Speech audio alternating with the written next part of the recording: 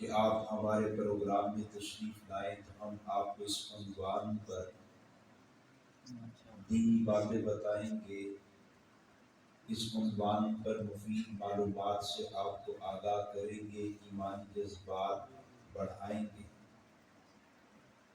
اس لیے میری بھی ذمہ داری بنتی ہے کہ میں آج خاص اسی عنوان پر آپ سے گفتگو کروں۔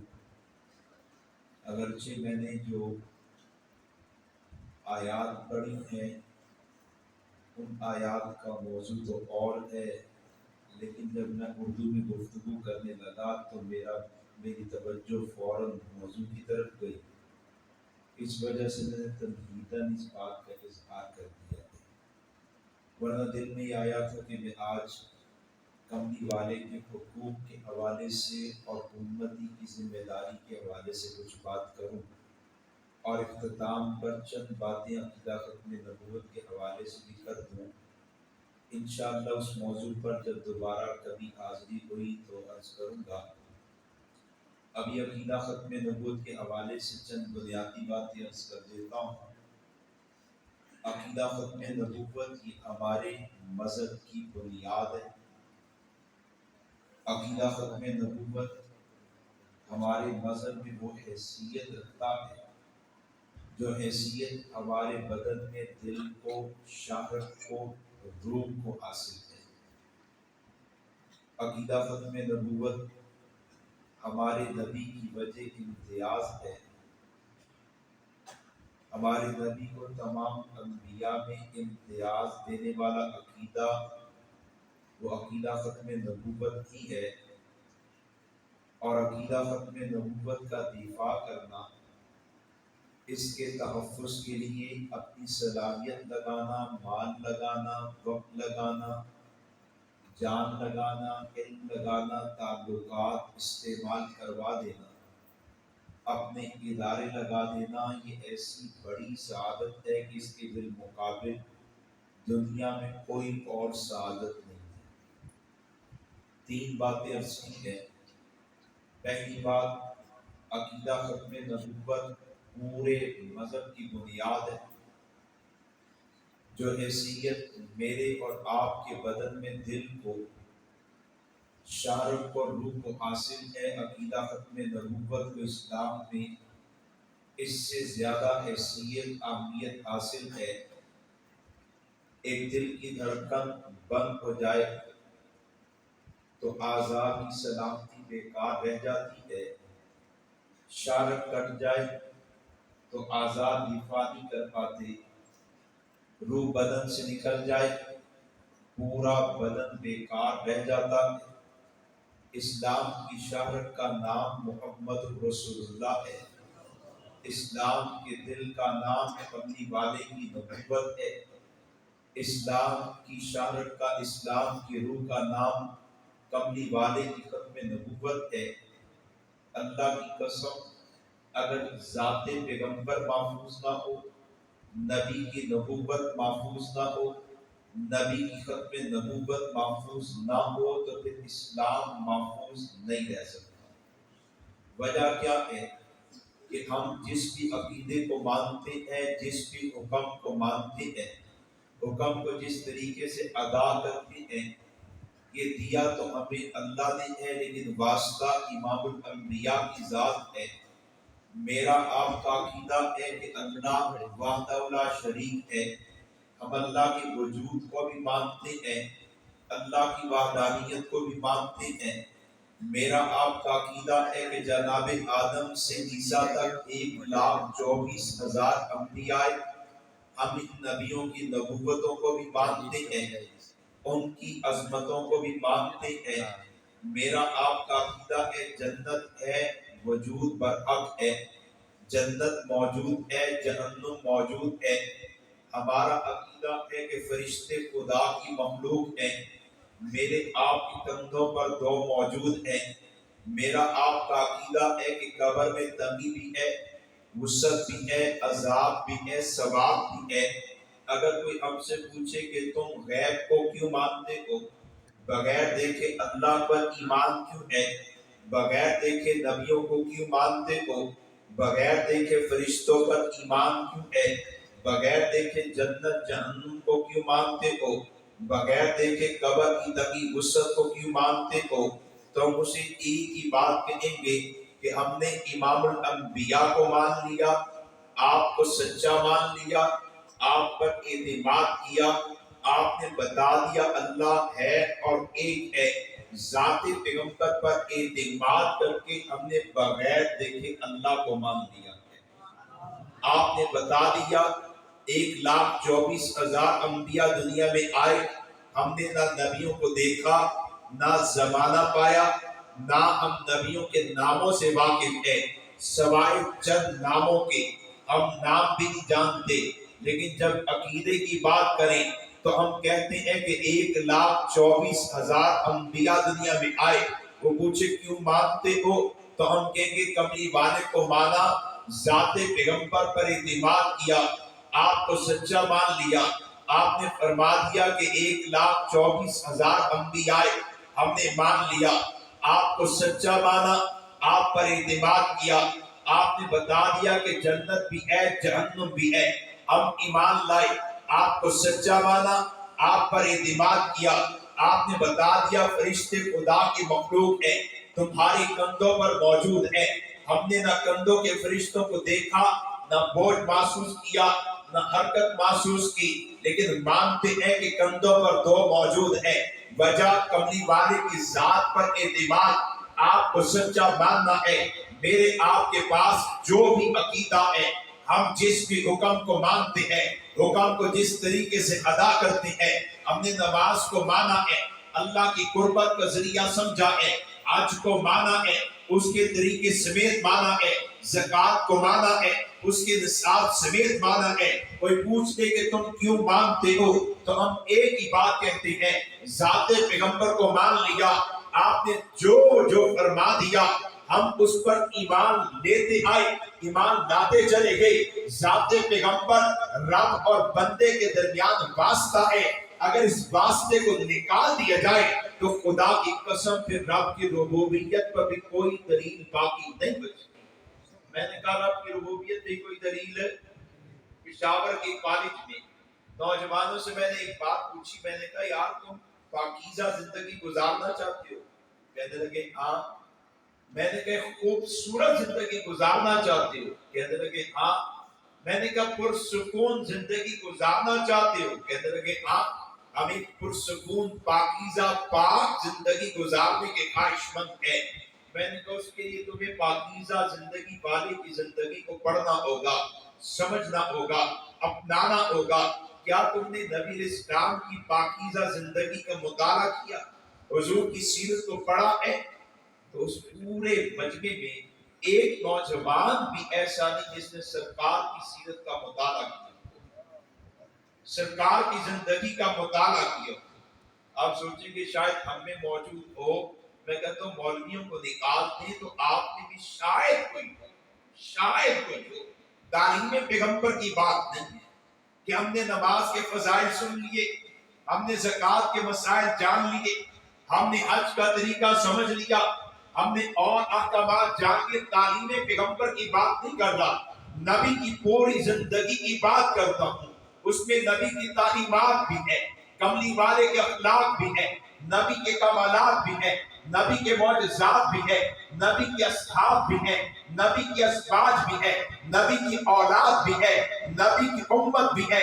पूरी की पूरी जिंदगी बकौल हकीमुल उम्मत हजरत मौलाना अशरफ अली थानवी रहमतुल्लाह अलैह कि आपकी सीरत का तज़किरा और आपकी सीरत का आगाज विलादत के बाद नहीं है। फिर फरमाया कहाँ है? पूछा कहाँ है? कहाँ से शुरू होता है? फिर मैं आलम अरवाह से शुरू होता है। जब अल्लाह ने सारे नबियों की रूहों को जमा करके पूछा था, अखज़ल्लाहु मीसाक़न नबिय्यीन लमा आतैतुकुम मिन किताबिन व हिकमह सुम्मा जाअकुम रसूल, सारे नबियों को जब अल्लाह ने जमा किया, सरकार की नबूवत पर ईमान लाने का इकरार करवाया और आपकी खत्म नबूवत पर ईमान लाने का इकरार करवाया। पर मैं वहां से शुरू होता है, विलादत भी सरकार की सीरत का हिस्सा है। विलादत सरकार की कुल सीरत नहीं है। جیسے سرکار کی تعلیمات کل سیرت نہیں، ایسی ولادت سرکار کی کل سیرت نہیں ہے۔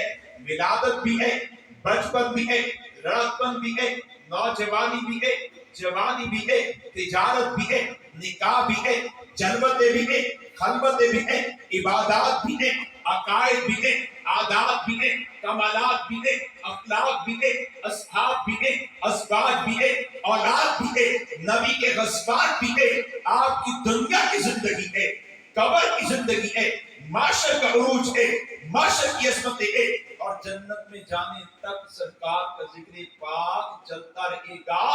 آج معرومی کیا ہے؟ اگر کوئی بندہ یہ نصیحت کرے نا کہ بھائی ولادت کا ذکر سیرت نہیں، کل سیرت نہیں، سیرت کا حصہ ہے، تو فوراً اس پر تہمتیں لگنا شروع ہو جاتی ہیں۔ میں تو ایسے طبقے سے نکل کے آیا، ایسے طبقے سے نکل کے آیا جو ربیع الاول کے مہینے میں ولادت کو بڑے جوش و خروش سے مناتی ہیں۔ میں ابھی اپنے استاد محترم حضرت مولانا مفتی محمد حسن صاحب دعوت فیوزن کے ساتھ پرسوں کی بات ہے، پنڈی جا رہا تھا تو میں نے حضرت سے پوچھا، حضرت حضور کی ولادت پر خوشی کیسی ہونی چاہیے؟ میں بہت زیادہ ہونی چاہیے۔ میں نے کہا اظہار کیسے ہونا چاہیے؟ حضرت نے ایک تعبیر بیان کی، تو میں نے کہا حضرت میں جلسوں میں یہ کہتا ہوں کہ اظہار ویسے ہو جیسے صحابہ نے کیا ہے۔ صحابہ کا اظہار کامل محبت ہے، کامل وفاداری ہے، کامل دین ہے، اس میں کوئی ڈاؤٹ نہیں ہے کہ وہ نجات یافتہ کرو گے۔ جیسے جو انہوں نے کیا ہم ویسے ہی وہ کرتے چلے جائیں گے تو ہم بھی نجات کی راہ پہ ہیں، نجات پا جائیں گے۔ تو بہرحال میں نے موضوع بدل جائے گا۔ میں نے ایک دوستوں سے کہا کہ تم نے سرکار کی سیرت کو پڑھا، حضور کی زندگی کا مطالعہ کیا تو خاموش ہوئی۔ میں نے کہا یار تم سے کوئی اگر کافر پوچھے کہ تم کون ہو تو کیا جواب دو گے؟ کہتے مسلمان ہیں۔ میں نے کہا وہ پوچھے مسلمانوں کے عقائد کیا؟ ایک نے کہا اللہ ایک ہے، ایک نے کہا انبیاء دنیا میں آئے، فرشتے ہے، جنت ہے، جہنم ہے، قبر ہے، عذاب ہے، ثواب ہے، مختلف عقائد بیان کیے۔ میں نے کہا یار وہ غیر مسلم تم سے پوچھے غیب کو مانتے کیوں؟ کیا تم نے اللہ کو، نبیوں کو، فرشتوں کو، جنت جہنم کو دیکھا؟ کہنے لگے نہیں، پھر مانتے کیوں ہو؟ تو ایک نے کہا سر میرا عقیدہ ہے۔ میں نے کہا یہ جواب تو ہندو کا بھی ہے۔ میں نے ہندو سے پوچھا تسلیس کو کیوں مانتے ہو؟ کہتے میرا عقیدہ ہے۔ یہ جواب عیسائی کا بھی، ہندو سے پوچھا بتوں کو کیوں مانتے ہو؟ کہتے میرا عقیدہ ہے۔ عیسائی سے پوچھا تسلیس کے پیروکار کیوں ہو؟ کہتا میرا عقیدہ ہے۔ بھائی عقیدہ تو ان کا بھی ہے، یہ جواب ان کے پاس بھی ہے۔ تیرے عقیدے کی سچائی پر دلیل کیا ہے؟ تیرے عقیدے کی صداقت پر دلیل کیا ہے؟ کیوں سچا مانتا ہے؟ کیوں اس کی صداقت کا قائل ہے؟ تو دوسرا نوجوان کہنے لگا سر میں بتاؤں۔ میں نے کہا بتاؤ۔ کہنے لگا سر جی ہم نے قرآن پڑھا ہے، قرآن نے کہا اللہ ہے، ہم نے مان لیا۔ میں نے کہا باتیں بہت سی ہیں لیکن یہ بتاؤ قرآن خود کیا ہے؟ کہتے اللہ کی کتاب۔ میں نے کہا یہ تمہیں کس نے کہا یہ اللہ کی کتاب ہے؟ جبریل امین تمہیں لے کے گئے، اللہ نے براہ راست تم پر نازل کی، خاموش ہوا۔ میں نے کہا دوست قرآن کو قرآن مانتے، اللہ کی کتاب مانتے گئے، وہ بھی امام الانبیاء کے کہنے کی وجہ سے۔ پھر قرآن میں جو درج ہے ہم اسے بھی سچا مانتے ہیں۔ خدا کی قسم واسطہ حضور کی ذات ہے، رب اور بندے کے درمیان میں، قرآن اور بندے کے درمیان میں، باقی عقائد اور بندے کے درمیان میں واسطہ امام الانبیاء کی ذات ہے۔ اگر یہ واسطہ نکال دیا جائے پھر باقی کچھ نہیں بچتا۔ فائدے کی بات اس لیے عرض کر دیتا ہوں، میں نے ان سے کہا یار مجھ سے کوئی پوچھے گا کیوں مانتے ہو تو میں تو کہوں گا بھئی حضور کو مان لیا، حضور سچے، ان پر اعتماد کیا، بس مومن مسلمان جو فرماتے مانتا ہوں۔ اب بتاؤ تم کیا کہو گے؟ نوجوانوں نے کہا ہم بھی کہہ دیں گے کہ حضور کو مانتے ہیں، حضور نے جو فرما دیا ہم اسے بھی سچا مانتے ہیں۔ میں نے کہا اگر وہ تم سے یہ پوچھ لے، غور کیجیے گا، اگر وہ تم سے یہ پوچھتے کہ حضور کو سچا کیوں مانتے، ان کی سچائی پر دلائل کیا ہے، ان کی صداقت پر دلائل کیا ہے، تو غیر مسلم کے سامنے نبی کی نمائندگی کرو گے، نبی علیہ السلام کی چوکیداری کرو گے، آپ کی صداقت پر دلائل دے سکو گے، نبی علیہ السلام کی سچائی پر دلائل پیش کر سکو گے؟ خدا کی قسم پورا حال بھرا ہوا ہے۔ یہ 17 18 19 20 سال کے نوجوان ہیں، لیکن ایک نوجوان بھی ایسا نہیں جس نے ہاتھ فضا میں بلند کیا ہو کہ میں حضور کا نمائندہ ہوں، میں چوکیدار بن جاؤں گا، کملی والے کی صداقت پر میں بات کروں گا۔ میں نے کہا دکھ کی بات ہے، چلو آج تو موضوع بدل لیتی ہیں، بتاؤ حکومت کن کی ہے؟ کہتے پی ٹی آئی کی۔ حکمران کون ہے؟ کہتے عمران خان۔ میں نے کہا تم بھی عمران خان والا ہے، وہ پی ٹی آئی کا ہے؟ چند نوجوانوں کے ہاتھ کھڑے ہوئے۔ میں نے کہا تمہیں پی ٹی آئی نے کیا دیا؟ عمران خان نے کیا دیا؟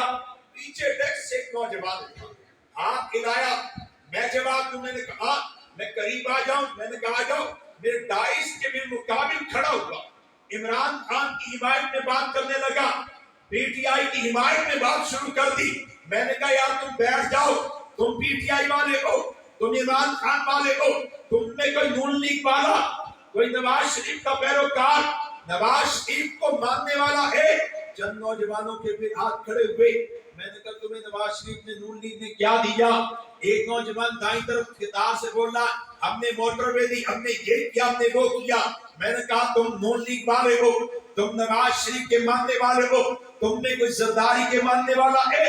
پھر ہاتھ کھڑے ہوئے، زرداری کی بات بھی کی گئی، زرداری نے کیا کیا کارنامے انجام دیے، ملک کے لیے کیا کیا وہ جانتا ہے، بھٹو نے کیا کیا وہ جانتا ہے۔ میں نے کہا عوامی نیشنل پارٹی والا بھی کوئی ہے؟ پھر ہاتھ کھڑے ہوئے۔ میں نے کہا میں تمہاری جماعت کا ویژن نہیں جانتا، نظریہ نہیں جانتا، بانی کون نہیں جانتا، ذرا بتاؤ۔ انہوں نے بتایا بانی کون ہے، نظریہ کیا ہے، ہماری سوچ کیا ہے، اپنے ملک کے لیے کیا کیا، کیا کرنا چاہتے ہیں۔ پھر میں نے آخر میں پوچھا تم میں کوئی محمدی بھی ہے؟ پورے ہاتھ نے ہاتھ کھڑے کیے۔ میں نے کہا محمدی دوستو، محمد رسول اللہ کون تھے؟ نبی نے انسانیت کو کون سا دستور حیات دیا ہے؟ آپ کی سچائی صداقت پر دلائل کیا ہے؟ آپ کی پاکیزہ سیرت کیا ہے؟ آپ کے اخلاق تعلیمات کا معنات کیا ہے؟ خدا کی قسم کھا کے کہتا ہوں پورا حال ہے ایک نوجوان بھی جت نہیں ہے جو نبی کا نمائندہ بن سکتا ہو۔ نعرے لگوائے، زبانی کلامی دعوے کروائے، نظریاتی طور پر مسلمان جوان اتنا کمزور ہو چکا ہے کہ مسلمان کے سامنے نبی کا تعارف پیش نہیں کر پا رہا، نبی کا دفاع نہیں کر پا رہا۔ آپ اپنا احتساب کریں، خواتین موجود ہیں، اپنے گھروں کا جائزہ لیں۔ ہمارے گھروں میں میتھ کی کتابیں ہیں، فزکس، کیمسٹری، بیولوجی کی کتابیں ہیں، ہمارے گھروں میں الحمدللہ قرآن موجود ہے، لیکن جس ذات پر قرآن اترا کیا اس ذات کی سیرت پر کوئی کتاب بھی موجود ہے؟ ہم نے نبی کی سیرت کا مطالعہ بھی کیا ہے، کملی والے کی پہچان بھی رکھتے ہیں۔ آج پہچان کا فقدان ہے، ماننے والے 1.5 ارب سے زائد، 1.25 ارب کے قریب ہو چکے، لیکن ان ماننے والوں میں پہچاننے والے نہیں ملتے، پہچاننے والے نہیں ملتے۔ اللہ کا فضل ہے پاکستان میں موجود جتنے طبقات ہیں، جتنی جماعتیں ہیں، کوئی ایک طبقہ جماعت ایسا نہیں، طبقات سے مراد وکیل اور جج اور انجینئر اور ڈاکٹر اور اسٹوڈنٹ اور ٹیچر کو، کوئی ایک طبقہ نہیں جس میں مجھے جانے کا موقع نہ ملتا۔ ابھی بھی میں بکلا میں اور کچھ جج صاحبان میں بات کر دیا ہے، کشمیر کے ایک علاقے میں کچھ مسئلہ تھا، نبوت کے دعوے دار، ہر ایک طبقے میں بات کرنے کا موقع ملتا ہے۔ کمزوری نظر آتی ہے نا، جذبات کی کمزوری نہیں ہے، مسلمان جذباتی ہے، اچھے جذبات بھی رکھتا ہے، بڑے نوجوان ملتے ہیں جو جذبات ملتے ہیں، کمزوری ملتی ہے نظریات کی۔ مسلمان کو اپنے عقائد و نظریات کا تفصیلات کو جانتا ہی نہیں ہے، پر آپ کملی والے کی ذات ہو، آپ کی نبوت ہو یا آپ کی ختم نبوت، دین کی کیا ہے، دین کی کیا ہے، بنیاد کی ہے کہ سارا دین ہمیں نبی کے واسطے سے ملا ہے۔ اللہ کی توحید سے شروع ہو جائے، ذکر تسبیح تلاوت تک آ جائے، میرے آپ کے پاس جو بھی عقیدہ، میں اور آپ جس بھی حکم کو ماننے والے، حکم کو جس طریقے سے ادا کرنے والے، یہ دینے والی ذات تو اللہ ہی کی ہے، لیکن واسطہ امام الانبیاء کی ذات ہے۔ یہ نعرہ یہ واسطہ محفوظ نہ رہا تو آپ کا دین محفوظ نہیں رہ سکتا، پھر آپ کا دین عقیدہ محفوظ نہیں رہ سکتا۔ اور دوسری بات دوستو میں نے کی کہ کملی والے کی وجہ امتیاز بھی ختم نبوت ہے، وجہ امتیاز میرا عقیدہ ہے، آپ کا عقیدہ ہے کہ تمام انبیاء میں اعلیٰ نبی کون ہے؟ مل کے بتائیے کون ہے؟ امام الانبیاء۔ اسی طرح دوستو ہمارا عقیدہ ہے کہ تمام انبیاء میں ممتاز نبی بھی فضیلت بھی امام الانبیاء کی تھی، امتیاز بھی امام الانبیاء کے تھی، اعلیٰ بھی آپ کے، امتیاز بھی آپ کے پاس ہے۔ کوئی پوچھتے تمہارے نبی اعلیٰ کیوں ہے، تو ہم جواب میں کہیں گے ہمارے نبی کی ذات کو اللہ نے پہلے تمام انبیاء کے کمالات کا جامع بنایا ہے۔ کیا مطلب؟ اللہ نے اگر ہر نبی کو ایک ایک کمال نبوت عطا کیا تو ہمارے نبی کو اللہ نے 1.25 کمالات عطا کیے۔ ہر نبی کو اللہ نے اگر 2 کمالات نبوت عطا کیے تو ہمارے نبی کو اللہ نے 2.5 کمالات عطا کیے۔ ہر نبی کو اگر 4 کمال ملے تو ہمارے نبی کو اللہ نے 5 لاکھ کمالات نبوت عطا کیے ہیں۔ ان نبوت کے کمالات کی کثرت کی وجہ سے، زیادتی کی وجہ سے ہمارے نبی پہلے تمام انبیاء میں اعلیٰ ہے۔ وہ پوچھے اچھا اعلیٰ تو ثابت ہوئے، ان آپ کے لیے فضیلت تو ثابت ہوئی، لیکن ممتاز کیوں ہے، آپ کے پاس امتیاز کیوں ہے؟ تو آپ کے اس وجہ سے کہ سارے نبی حضرت آدم سے عیسیٰ تک ایک تاج پہن کر آئے، ایک منصب لے کے آئے، ایک اعزاز لے کے آئے۔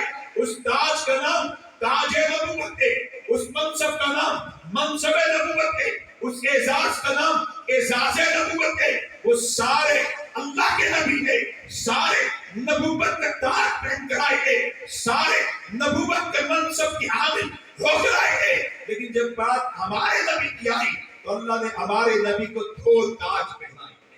اللہ نے ہمارے نبی کو 2 منصب دیے، 2 تاج پہنائے، 2 اعزاز دیے۔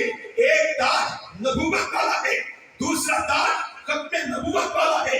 ایک منصب نبوت والا ہے، دوسرا منصب ختم نبوت والا ہے۔ ایک اعزاز نبوت والا ہے، دوسرا اعزاز ختم نبوت والا ہے۔ اور یہ ختم نبوت کا اعزاز خدا کی قسم سرکار کی وجہ امتیاز ہے۔ سرکار کو سارے نبیوں میں ہر ایک پہلو سے جدا کر دیتا ہے، شان بڑھا دیتا ہے، امتیاز عطا کر دیتا ہے۔ کسی بھی پہلو کے اعتبار سے آپ دیکھیے، سرکار کا پہلے انبیاء کے مقابلے میں لائے اور کمالات کے اعتبار سے دیکھے، خدا کی قسم حضور ممتاز نظر آئیں گے۔ جو کمالات اللہ نے حضور کو عطا کیے، پہلے نبیوں کو کمالات نہیں ملے، معجزات کی طرف جائے، سرکار یہاں بھی ممتاز نظر آئیں گے۔ جو اللہ نے معجزات ہمارے نبی کو دیے، پہلے انبیاء کو وہ معجزات عطا نہیں ہوئے۔ آپ کمالات کے اعتبار سے دیکھیں حضور جدا ہے، آپ معجزات کے اعتبار سے دیکھیں حضور جدا ہے، آپ تعلیمات کے اعتبار سے دیکھیں حضور جدا ہے، آپ کتاب کے اعتبار سے دیکھیں حضور جدا ہے، آپ ازواج کے اعتبار سے دیکھیں حضور جدا ہے، آپ اصحاب کے اعتبار سے دیکھیں حضور جدا ہے، آپ اولاد کے اعتبار سے دیکھیں حضور جدا ہے، آپ نبی کو زمانے کی تقسیم کے اعتبار سے دیکھیں، علاقے کی تقسیم کے اعتبار سے دیکھیں، لوگوں کی تقسیم کے اعتبار سے دیکھیں، آپ کو حضور یہاں بھی جدا نظر آئیں گے۔ آپ امت کے اعتبار سے دیکھیں حضور جدا ہے، امت کے طبقات کے اعتبار سے دیکھیں حضور جدا ہے۔ آپ مفسرین کو لائے حضور جدا نظر آئیں گے، محدثین کو لائے حضور جدا نظر آئیں گے، فقہاء کو لائے حضور جدا نظر آئیں گے، متکلمین کو لائے حضور جدا نظر آئیں گے، محافظین کو لائے حضور جدا نظر آئیں گے، آپ مجاہدین کو لائے حضور جدا نظر آئیں گے، علماء کو لائے، حفاظ کو لائے۔ خدا کی قسم اللہ نے ہمارے نبی کو ختم نبوت کا تاج پہنا کر پہلے تمام انبیاء میں ہر ایک پہلو سے امتیاز عطا کر دیا ہے، اور امتیاز کی وجہ سرکار کی نبوت نہیں ہے، امتیاز کی وجہ سرکار کی ختم نبوت ہے۔ ختم نبوت امتیاز عطا کر دیتی ہے۔ 3 باتیں سمجھیے گا، باقی باتوں کو اس پر قیاس کرے، مطالعہ کرے، ساری باتیں ان 3 باتوں سے آہستہ سمجھ میں آ جائیں گی۔ آپ دیکھیں حضور سے پہلے 1,24,000 انبیاء آئے، لیکن اللہ کی سنت کیا ہے، جب نیا نبی آئے گا تو پہلے کا زمانہ ختم ہو جائے، نبوت ختم نہیں ہوتی، نبی کو ملنے والا زمانہ ختم ہو جاتا ہے، نبوت باقی۔ اسی لیے تو آنے والے پر ایمان لاؤ، جانے والے کو بھی مانو کہ وہ بھی اللہ کے سچے نبی، ان کی تعلیمات بھی برحق تھی، ان کی کتاب بھی آسمانی تھی، اللہ کی طرف سے آئی تھی، اس کو بھی ماننا۔ نبوت نبی کی نبوت ختم نہیں ہوتی، زمانہ نبوت ختم ہو جاتا ہے، زمانہ نبوت ختم ہوتا ہے، سنت اللہ ہے۔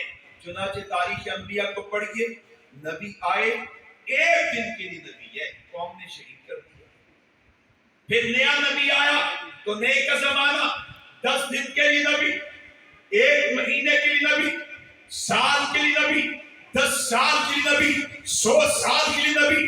اللہ کی سنت ہے جب نیا نبی آئے گا پہلے کا زمانہ ختم ہو جائے گا، ہر ایک نبی محدود زمانے کے لیے، محدود وقت کے لیے نبی بن کر آیا، لیکن جب حضور تشریف لائے قرآن کہتا ہے یا ایھا الناس انی رسول اللہ الیکم جمیعا، اے نبی جی ہم نے آپ کو محدود زمانے کا نبی بنا کر نہیں بھیجا، ہم نے آپ کو محدود انسانوں کا نبی بنا کر نہیں بھیجا، ہم نے تو آپ کو قیامت تک کے تمام زمانوں کا، ہم نے تو آپ کو قیامت تک کے تمام انسانوں کا نبی بنا کر بھیجا ہے۔ دوستو توجہ کیجئے گا، زمانہ صحابہ کا، انہوں نے کہا رب اللہ ہے، نبی امام الانبیاء ہے، صحابہ نجات پا گئے، پھر زمانہ بدل گیا، نئے انسان آ گئے، انہوں نے بھی کہا ربوبیت اللہ کی ہے، نبوت امام الانبیاء کی ہے، یہ طبقہ تابعین کا طبقہ یہ بھی نجات پا گیا، پھر زمانہ بدلا،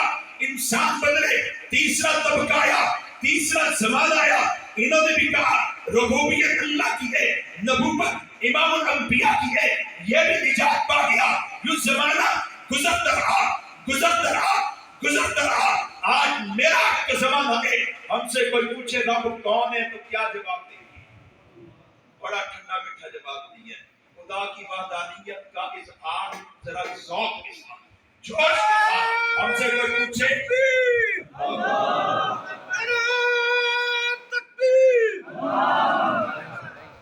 رب کون ہے؟ 1450 سال گزر چکے، آج پوچھا گیا رب کون تو کیا جواب دیا؟ رب کون ہے؟ شاید یہی گواہی اللہ کو پسند آ جائے، اسی پر رب نجات کا فیصلہ لکھ دے، پروانہ نجات ہمارے سپرد کیا جائے۔ رب کون ہے؟ رب کون ہے؟ رب کون ہے؟ 1450 سال بعد ربوبیت نہیں بدلی۔ آپ سے کوئی پوچھتا ہے نبی کون ہے؟ بھائی میری تصویریں نہ بنائی یار، میں بہت تنگ ہوتا ہوں، جو آپ نے کیا کوئی کرتا ہے، معذرت کے ساتھ میں نے رٹا نہیں لگایا ہوا، میں ابھی بھی نیچے بیٹھ کے دعا کر رہا تھا، جو بات ان کے فائدے کی اللہ وہ کروا دے، جب حرکت برکت ہو جاتی ہے نا تو پھر میری توجہ بدل جاتی ہے۔ ویسے بھی سرکار کا ادب یہی ہے کہ سرکار کی بات کو توجہ سے سنا جائے۔ شاہ صاحب شعر نہیں پڑھ رہے تھے نا تو میں کہتا ہوں ماشاءاللہ ماشاءاللہ ماشاءاللہ، کیوں؟ افراتفری ہے، سرکار کی بات اتنی ہلکی نہیں ہے کہ افراتفری میں پھینک دی جائے۔ جب میں اندر آ رہا تھا تو مجمع کھڑا ہو گیا، شاہ صاحب نے کہا بھائی علماء کو آنے دو اور بات توجہ سے سنو، میں تب بھی خوشگوار راضی ہوا کہ یار شاہ صاحب کو حضور کے ادب احترام کا پتہ ہے، یہ بات پھینکنے نہیں آئے، بات پہنچانے آئے ہیں، دل میں ڈالنے آئے ہیں۔ تو برحال 1450 سال بعد پوچھا رب کون، تم نے کیا کہا؟ نبی کون، کیا کہا؟ امام الانبیاء۔ خدا کی قسم 14,500 سال گزر جائے، 14.5 لاکھ سال گزر جائے، جب تک سورج طلوع غروب ہو رہا ہے، زمانے کی گردش ہے، ربوبیت اللہ کی رہے گی، نبوت امام الانبیاء کی رہے گی۔ دوستو کل زمانوں کی نبوت کو ختم نبوت کہتی ہے، کل انسانوں کی نبوت کو ختم نبوت کہتی ہے۔ کوئی پوچھے خاتم الانبیاء کون ہے تو آپ کہیں گے وہ نبی جو کل زمانوں کا نبی ہو۔ خاتم الانبیاء کون ہے؟ وہ نبی جو کل انسانوں کے لیے نبی ہو، وہی خاتم الانبیاء ہے۔ آپ انسانوں کی تقسیم کو دیکھتے ہیں، آپ زمانے کی تقسیم کو دیکھتے ہیں، حضور جدا نظر آتے ہیں۔ آپ علاقائی تقسیم کو لیں، یہاں بھی حضور جدا ہے۔ قرآن کہتا ہے نبی قومی ہے یا نبی علاقائی ہے، توجہ کیجیے گا، نبی قومی ہے یا نبی علاقائی ہے۔ قرآن نے کہا الہ قومی، حضرت ہود اپنی قوم کے نبی، الہ قومی حضرت صالح اپنی قوم کے نبی، الہ قومی حضرت لوط اپنی قوم کے نبی، الہ مدینہ حضرت شعیب قوم مدین کے نبی ہیں۔ نبی آئے قوموں کے، نبی آئے علاقوں کے، علاقائی نبی قومی نبی، کیا مطلب؟ ایک قوم میں نبی اور اسی وقت دوسری قوم میں نبی اور ہیں۔ ایک علاقے میں نبی اور اسی وقت دوسرے علاقے میں نبی اور تھے. بڑے انبیاء میں حضرت ابراہیم آتے ہیں. ایک علاقے میں حضرت ابراہیم، دوسرے علاقے میں حضرت لوط علیہ السلام. بڑے انبیاء میں جناب موسیٰ ہے، ایک علاقے میں موسیٰ ہے، ساتھ میں حضرت ہارون تھے. دوسرے علاقے میں جناب شعیب علیہ السلام تھے. بڑے انبیاء میں جناب یوسف بھی تھے. لیکن ایک علاقے میں یہ نبی تھے، دوسرے علاقے میں یعقوب نبی تھے. نبی آئے قوموں کے، نبی آئے قبیلوں کے، نبی آئے قصبوں کے، نبی آئے شہروں کے، نبی آئے علاقوں کے. اس قوم میں نبی اور، اس قوم میں نبی اور، اس علاقے میں نبی اور، اس علاقے میں نبی اور. لیکن جب رحمت کائنات امام الانبیاء خاتم الانبیاء ہے تو قرآن کہتا ہے ما ارسلناک الا رحمت للعالمین. اے نبی جی آپ قومی نبی نہیں ہے کہ صرف قوم قریش کے نبی، آپ علاقائی نبی نہیں ہے کہ صرف شہر مکہ کے نبی. ہم نے تو آپ کو رحمت للعالمین بنا کر بھیجا ہے، رحمت للعالمین بنا کر بھیجا ہے. رب نے اپنی ربوبیت کو بیان کیا تو کہا الحمدللہ الحمدللہ. میں ساری تعریفیں اللہ کے لیے. پوچھا اللہ کون؟ کہتے وہ رب العالمین، ساری کائنات کا پروردگار ہے، سارے جہان کا پروردگار ہے. اور رب نے جب قرآن کا تعارف کروایا تو کہا ذکر للعالمین، یہ ہدایت ہے، نصیحت ہے، یہ بھی جہان والوں کے لیے، ساری کائنات کے لیے. اور کعبے کا ذکر کیا تو کہا ہدی للعالمین، یہ بھی ہدایت مرکز سارے جہان والوں کے لیے. اور نبی کی بات کی تو کہا رحمت للعالمین، یہ رحمت للعالمین ہے.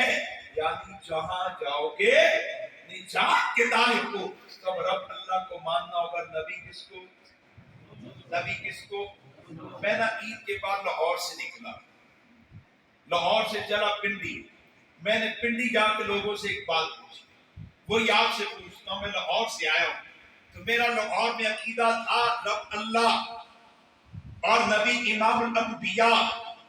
اب میں یہاں احمدآباد پہنچا ہوں، میں نجات کا طالب ہوں، نجات چاہتا ہوں، رب کی رضا چاہتا ہوں، جنت چاہتا ہوں. بتاؤ یہاں پہ رب کون ہے؟ کس کو رب مانوں گا؟ یہاں پہ نبی کون ہے؟ کس کو نبی مانوں گا؟ دوستو ایک شہر سے آپ دوسرے شہر میں جائیں، آپ ایک صوبے سے دوسرے صوبے میں جائیں، آپ ایک ملک سے دوسرے ملک میں جائیں، آپ ایک بر اعظم سے دوسرے بر اعظم میں جائیں، آپ زمین کو چھوڑ دیں، آسمان کی طرف سفر کریں. پہلے آسمان پہ پہنچے اور پوچھے رب کون ہے تو جواب کیا آئے گا؟ نبی کون ہے؟ جواب کیا آئے گا؟ دوسرے آسمان پہ پہنچے پھر پوچھے رب کون ہے، کیا جواب آئے گا؟ نبی کون ہے، کیا جواب آئے گا؟ تیسرے پہ پہنچے یہی جواب، چوتھے پہ پہنچے یہی جواب، پانچویں پہ پہنچے یہی جواب، ساتویں پہ پہنچے یہی جواب.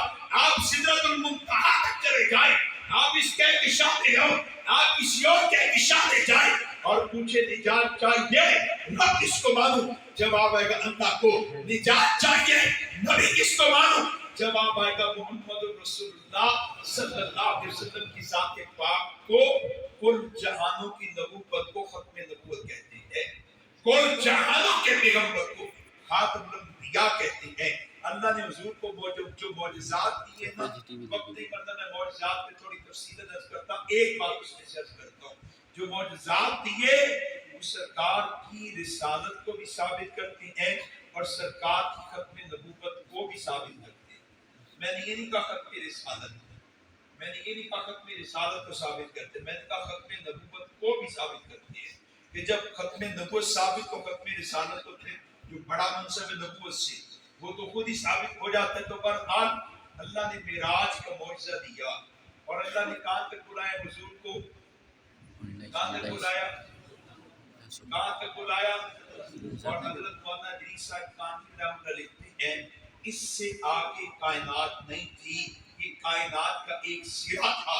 اللہ نے حضور کو اس سرے تک بلایا اور پھر تا قیامت آنے والے کو اس معجزے کے ذریعے پیغام سنایا کہ دیکھو تم زمین پہ ہو مجھے رب مانو گے نجات ہوگی، تم زمین پہ ہو مصطفیٰ کو نبی مانو گے نجات ہوگی، اور پھر بس تم زمین کے سرکل سے نکل آؤ، آسمان کی طرف سفر کرو، خلا میں پہنچو، کسی کرے میں پہنچو، آسمان پہ جاؤ، آسمان سے آگے نکل جاؤ، حتیٰ کہ سدرۃ المنتہا تک آ جاؤ، وہاں بھی آؤ گے میری ربوبیت کو پاؤ گے، وہاں بھی آؤ گے سرکار کی ختم نبوت کو پاؤ گے، آپ کی نبوت کو پاؤ گے۔ اللہ نے معراج کروا کے کملی والے کی ختم نبوت کو کا پیغام دیا اور سرکار کی نبوت کا دائرہ بتایا کہ اس نبوت کا سرکل کیا ہے، کل کائنات ہے۔ میں ایک سطر میں ساری بات کو عرض کروں تو میں کہوں گا کہ حضور کل زمانوں کے، کل جہانوں کے، کل انسانوں کے پیغمبر ہیں، یہی ختم نبوت ہے۔ اور یہ میں نے ختم کا ایک پہلو بیان، جو تین پہلو بیان کیے ہیں، تین پہلو۔ ختم نبوت کا یہ مطلب ہے کہ مرکز نجات امام الانبیاء۔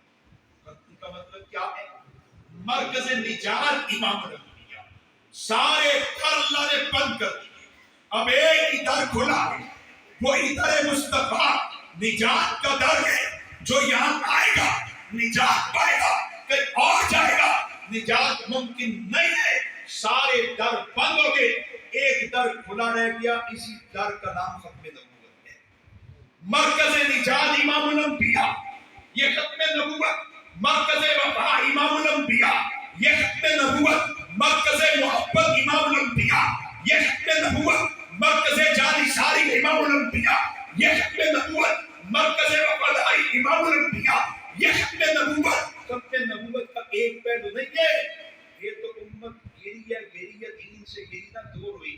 ختم نبوت کو بس اسی میں لگا دیا کہ حضور کے بعد کوئی نبی نہیں آنا، بس اسی بات میں۔ وہ قادیانیوں میں 2.5 سال رہا، میں مختلف گروہ میں رہا، تو قادیانی میں 2.5 سال رہا، ان کے مرکز ربوہ بھی آتا جاتا رہا۔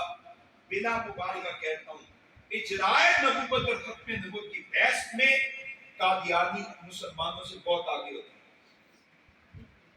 اس کو اجرائے نبوت کے عقیدے پر دھرم سکھایا جاتا ہے، فریب سکھایا جاتا ہے، دھوکہ دینا سکھایا جاتا ہے، جھوٹی انداز سے لٹایا سکھایا جاتا ہے کہ جب قادیانی کسی عام مسلمان کے سامنے اپنا عقیدہ رکھتا ہے تو مسلمان بھی متاثر ہو جاتا ہے۔ جیسے میں کالج کے زمانے میں قادیانی کے ہاتھوں متاثر ہو گیا، مرزائی میرے ساتھ پڑھتا تھا، مسعود احمد قادیانی، اس نے مجھ پر محنت کی اور ختم نبوت اجرائے نبوت کی مسئلے پر محنت کی، اور میں شبہات میں جکڑا گیا۔ نتیجہ کیا ہوا کہ میرا ایمان خراب ہو گیا۔ اللہ جزائے خیر دے، میرا ایک کرکٹ دوست تھا، میں کلب کرکٹ کھیلتا تھا، اس سے بھی بات چیت ہوئی، جب بات چیت کھولی تو اس نے کہا کہ قادیانی ہے۔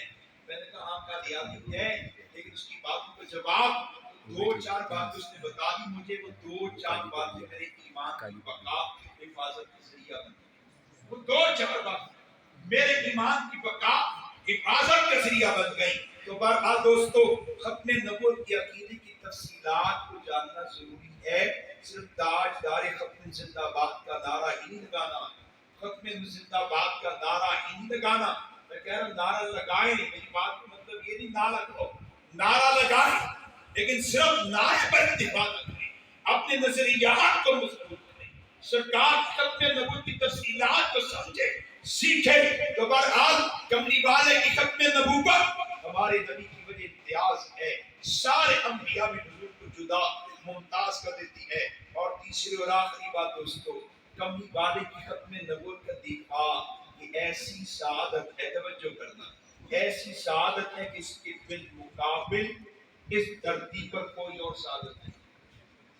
عزت رسول کے دفاع کا شرط مل جائے، ذات پیغمبر کے دفاع کا شرط مل جائے، نبی کی ختم نبوت کے دفاع کا شرط مل جائے، یہ محافظ ایسا ہے کہ اس کے مقابلے کا کوئی سعادت نہیں ہو سکتا۔ سرکار سارے انبیاء میں ممتاز ہے، کیوں؟ ابھی میں نے بتایا کیوں ممتاز ہے، ختم نبوت کی وجہ سے۔ اور یہ امت باوجود اس کے کہ گناہگار ہے، پہلی ساری امتوں کے سارے گناہ اس امت میں موجود ہیں، ساری امتوں کے سارے گناہ اس امت میں موجود ہیں۔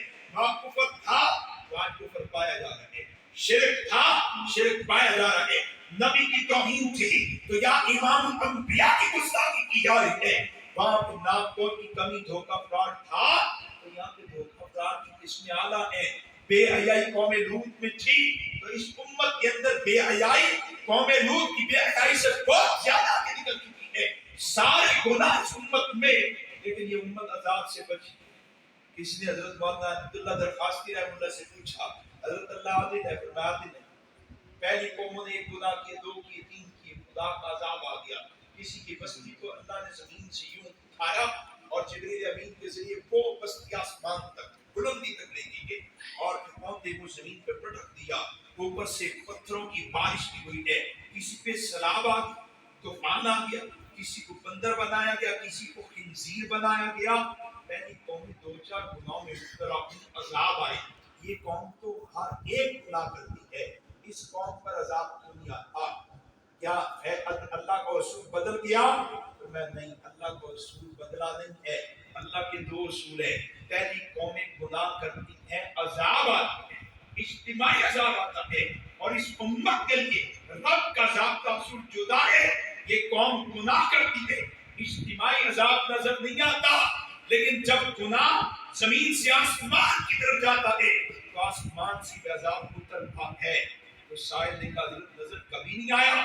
فرمایا وہ تو گنبد خضرا کی حیا کی وجہ سے پلٹ جاتا ہے۔ مطلب کیا کہ سرکار کی دعائیں ہیں کہ امت نے گناہ کی، اور اتنے گناہ اگر آج ہم حضور کی امت نہ ہوتے تو آپ کو احمدآباد کے بازاروں میں بہت سے انسان بندر نظر آتے، خنزیر نظر آتے، گدھے نظر آتے، جگہ جگہ پتھر برسائے، جگہ جگہ طوفان آتے، جگہ جگہ عذاب آتے، سارے گناہ موجود ہیں، لیکن خدا کی قسم بچ ہے تو سرکار کی نسبت کی وجہ سے، سرکار ساری امتوں میں ممتاز ختم نبوت کی وجہ سے، یہ امت ساری امتوں میں ممتاز کملی والے کی نسبت کی وجہ سے، اور اس امت میں وہ امتی ممتاز ہو جاتا ہے جس کو سرکار سے وفا کا موقع مل جاتا ہے، وہ ممتاز ہوتا ہے۔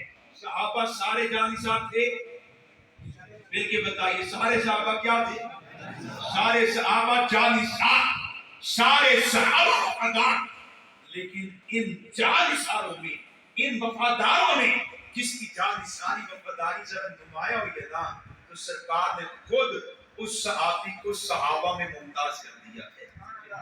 صحابہ کے طبقے میں کون سا طبقہ ہے جو عظیم ہے؟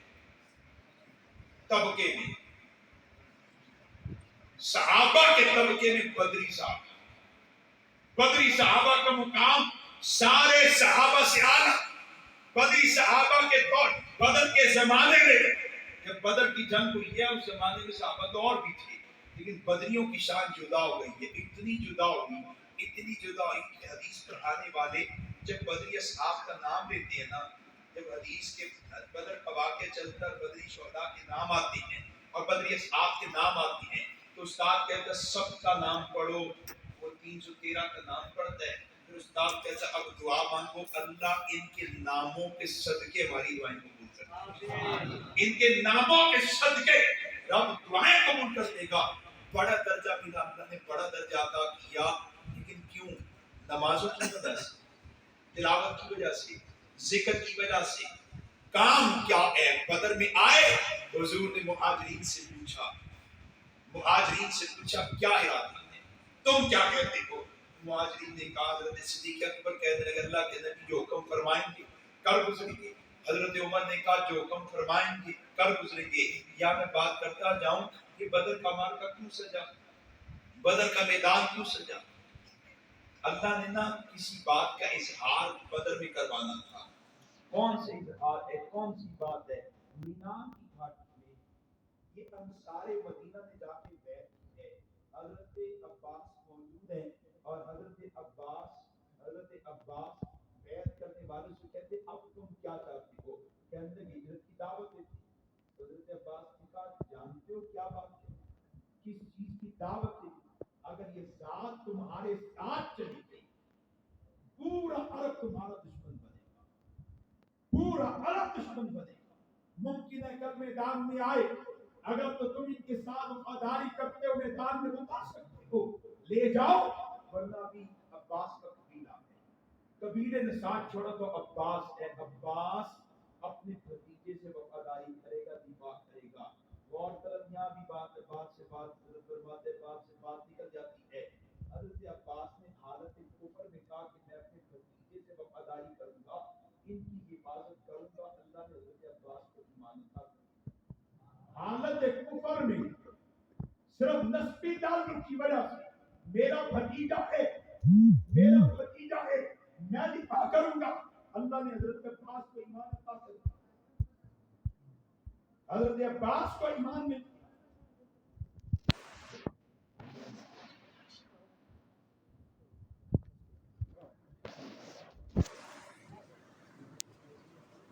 راستہ چھوڑ دی تھوڑا سا۔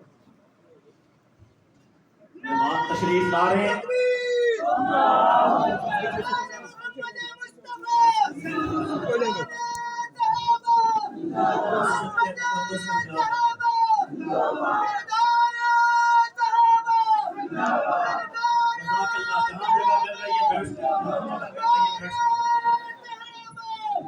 آپ کی محبتوں کا شکریہ، جہاں جگہ مل رہی ہے۔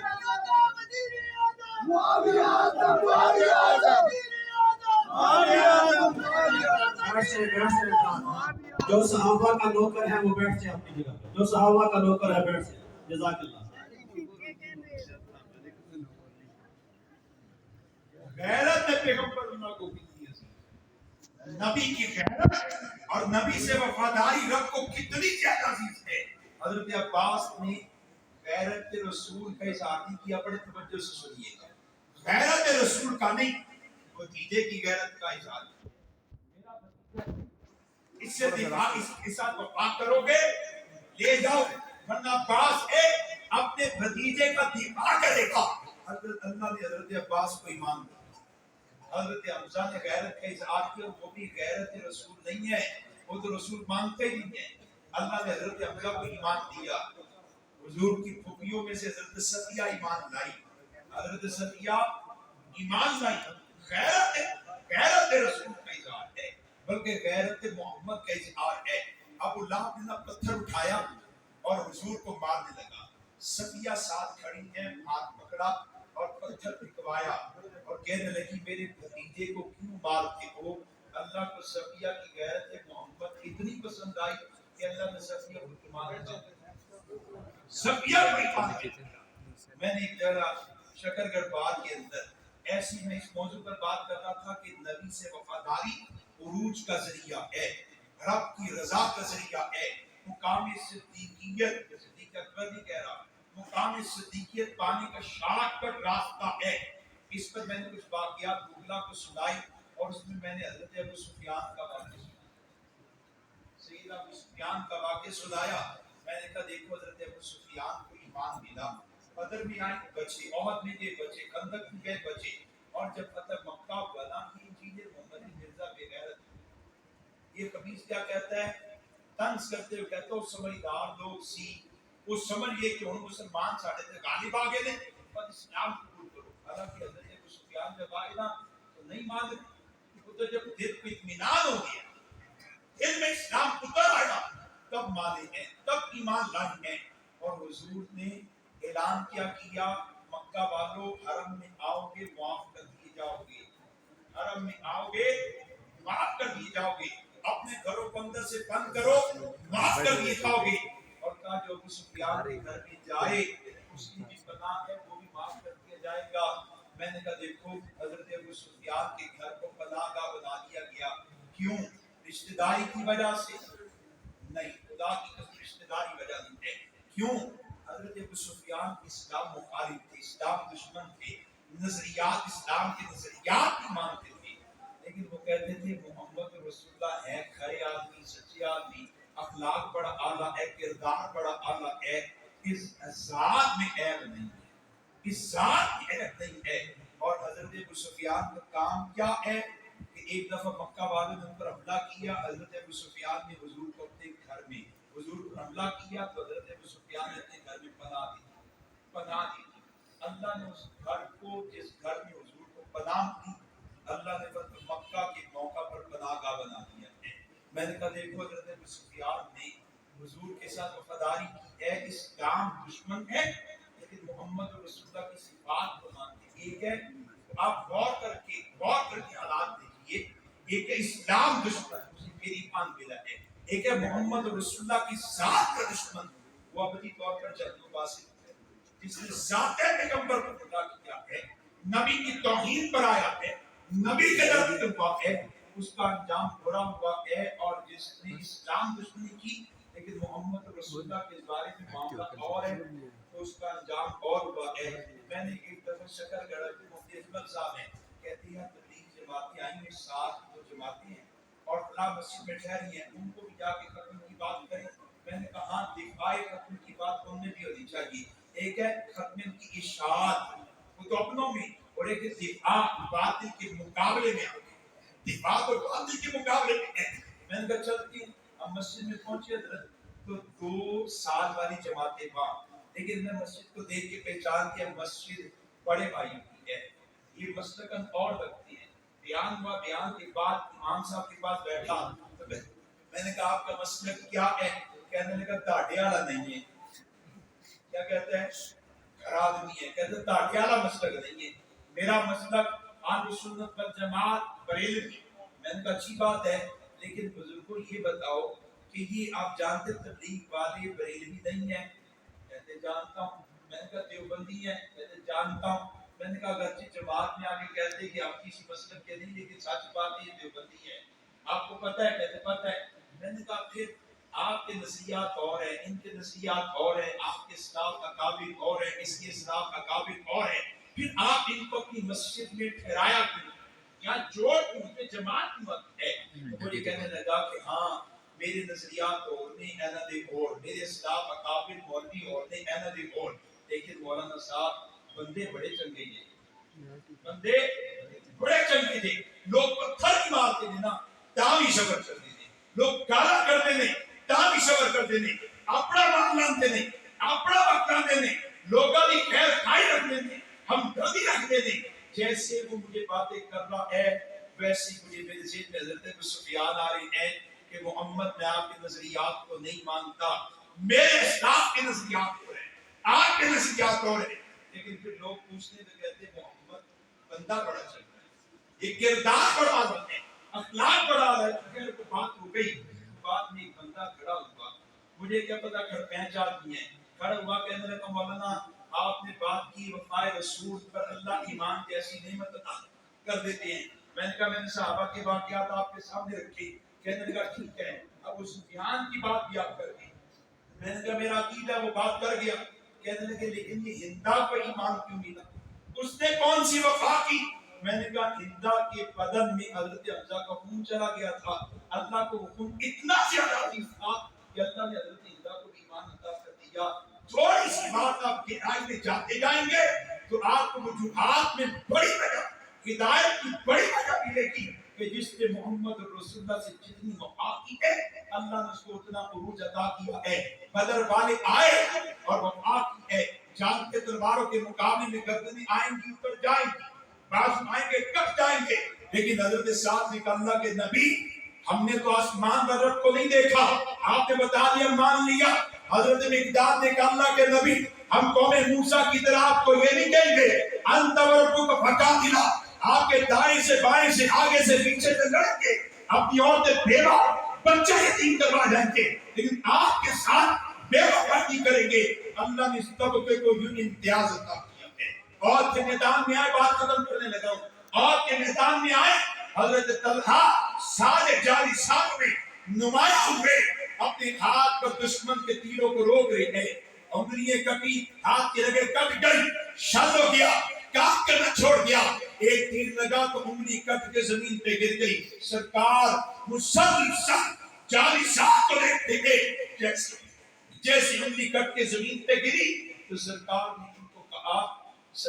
ان کو کہا اے طلحہ یہ جو تو نے کوہ کا کلمہ کہا جس یا اس کا لفظ بولا, فرمایا کہ اگر تو اس موقع پر فقط بسم اللہ کہہ دیتا تو تو ابھی دیکھتا اپنے پرایا, ابھی دیکھتا فرشتے آسمان سے آتے تجھے اٹھا اور آسمان کی سیر کرواتے ہیں, آسمان کی سیر. طلحہ کا کام کیا؟ محمد رسول اللہ سے وفا. حضرت سعد اس میدان میں سارے جانساروں میں یہ نمایاں ہوئی، سرکار کے دشمنوں پر تیر چلا رہے، نبی خوش ہوئے اور ان کو فرمایا یا سعد ارمی، اے میرے پیارے میرے دشمن پر تو تیر چلا۔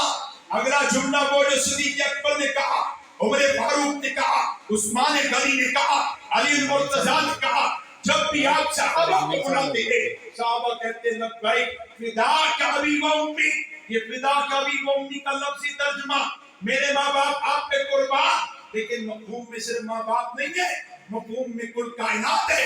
صحابی کہتے اللہ کے نبی حکم کیجئے، مال چاہیے قدموں میں ڈھیر کریں گے، حکم کیجئے، خاندان قوم قبیلے کی قربانی چاہیے، قربانی دیں گے، گھر بار کی قربانی چاہیے دیں گے، اپنی اولاد کی قربانی بھی دیں گے، والدین بھی آپ پہ قربان کریں گے۔